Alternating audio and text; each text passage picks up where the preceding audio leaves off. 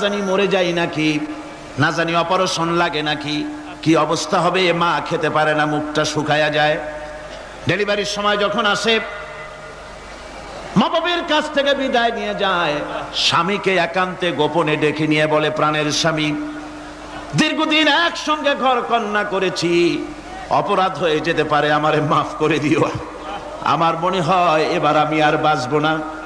সংসার থাকলো, চাবি থাকলো, সব বুঝে নাও, আমারে মাফ করে দিও। মা চলে গেল সতিকা গৃহে, ক্লিনিকে চলে গেল, অপারেশন থিয়েটারে চলে গেল, অথবা ডেলিভারির জায়গায় চলে গেল।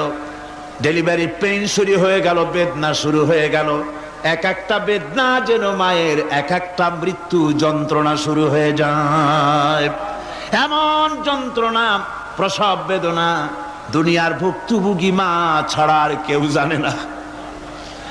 এই